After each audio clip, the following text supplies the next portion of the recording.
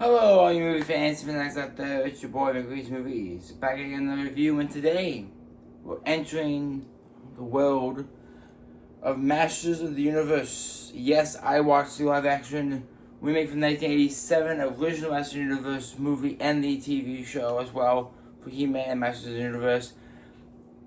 I watched it on IMAX, the biggest screen I could watch it on, and I had a great time with it. As someone who didn't grow up with He-Man, I'm a 2000s kid. I was born in 01, so I was not versed in the 80s and 90s of He-Man and Masters of the Universe. But from understanding, the lore is he's a prince to his dad, who's heir to the throne to become He-Man, and he needs the power sword to become He-Man. And he came up with himself. I do want to say though is I can understand where the nostalgic parts can come from when it comes to people who grew up with Masters of the Universe, 80s and 90s kids, and maybe even early 2000s kids that maybe there was reruns on I just didn't watch because I was too young. So I could see nostalgia parts of this movie. I had a great time. It was funny at parts, it was emotional at parts. The fight scenes were fantastic. I think Jared Leto as Skeletor is probably one of his best performances because, honestly speaking, him, as we know, Jared Leto kind of kills franchises he's a part of because he's not that good of an actor, in my opinion. If you look at all the universes he's been a part of, they've all died off. DCU is dead. Spider-Verse is dead. Tron is dead because Tron Ares was not good in my opinion. And then he might be in Pacific Rim, which, no, don't touch that movie with him. But regardless, I think he did a great job as Skeletor. I think Idris Elba did a great job as the soldier in this movie. It was a good time. The soundtrack was pretty fun. They used the Hey meme song that we all know and love from He-Man in the movie, which I thought was hilarious because I was like, oh, they're going to use the Hey meme song that we all know from He-Man, because that's a great meme, we all know it and love it. So, overall, it was a great set as well. Every set was made well. Obviously, some of it's CGI, some of it's not. But the Grayskull Castle was pretty fun to look at, inside and outside.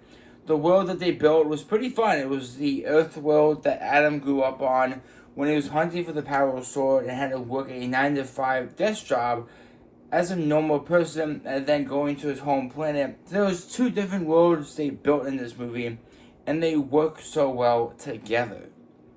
He-Man is on Earth, he's trying to make a living, he's trying to pay rent, he's trying to be a normal person, but he's so fixated on finding the power sword to become who he is that no one believes him because he sounds crazy.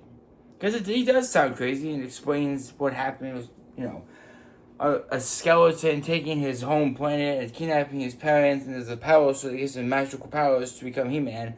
It sounds a bit ridiculous, and I can understand why people are like, what are you talking about? But you flip the other side of him becoming He-Man, this transition was pretty fun in this movie.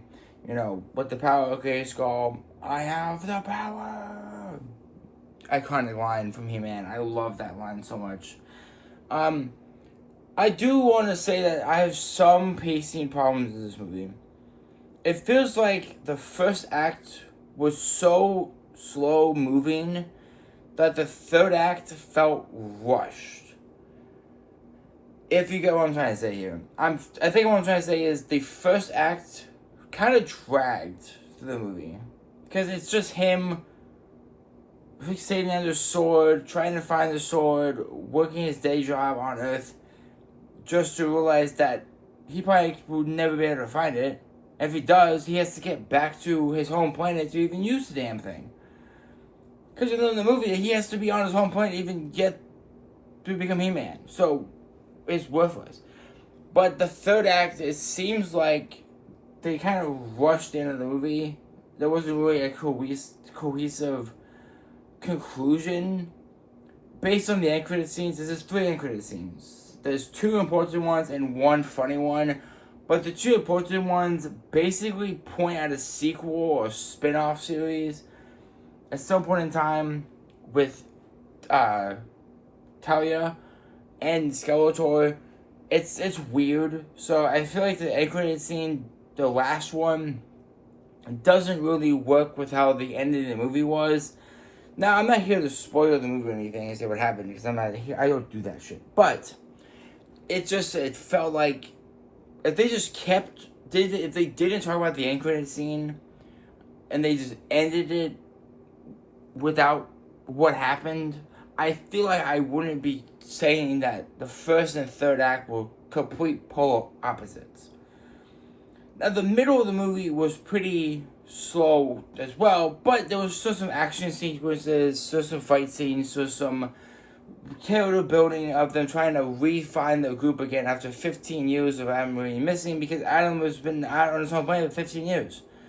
Because he was thrown into Oklahoma from his mom because Skeletor, existed. I still give it a 4 out of 5 stars. I'm not going to gripe on this movie too much, because if I was an 80s kid, maybe 90s kid, I would have probably be griping more on this movie. But I'm a 24-year-old Gen Z, early Gen Z. So my knowledge of early 90s and 80s television is 0 to fucking none. So I can't really say shit. Obviously, if you have any millennials watching my content, please let me know your thoughts in the comments section below of Master Universe as someone who grew up with it. Because millennials are 80s and 90s. So please, as a millennial, if you're watching this video, please let me know down below what are your thoughts. If you have watched Master Universe, do you have any pros and cons of this movie? My only con is the first and third act felt too slow in the beginning and too fast at the end, and it felt like it wasn't properly put together. Now, is that saying it's a bad movie? No, it's not. Just pacing problems. I can see why it's not doing as well. It's only made about $30 million at the box office. That's either people think it's a bad movie, or millennials are just not enjoying it as much as they thought they would, because it's another live action remake. Because, like I said, the first one came out in 1987, so it's been 35 years, maybe longer than that, since we got a He-Man movie in live action, because it's all been animated series stuff. So I can't really stand here and point my finger at the studio, and the marketing wasn't very effective. They didn't really push this movie out into the front of it, because honestly speaking here, Scary Movie 6 has blown Master Universe out of the water right now. It's on pace to have the highest opening weekend for a Scary Movie. Now, as we know, Scary Movie is not that popular of a franchise, so to speak, because it's crude humor that either it lands or it doesn't land. But I'll get to that movie later on, because I did watch that as well after I watched Star Wars, and then I watched Scary Movie 6. So I have a lot of reviews coming out today over the course of the week, so bear with me. But that's all I gotta say about Master Universe, honestly speaking here. If you guys do watch it, please comment below. Millennials, Gen Z, Boomers, whatever you want, please let me know your thoughts in the comment section down below. I'd love to interact with you guys to see what your thoughts are. Make sure you guys like, comment, share, and subscribe. Smack that notification button so when I upload a new video, you can click on it. And I want to thank you guys so much for giving me 30 subscribers, and my channel is on track, gaining more traction again. I'm so grateful for it. So hopefully with these reviews, I can keep that subscribe count going up.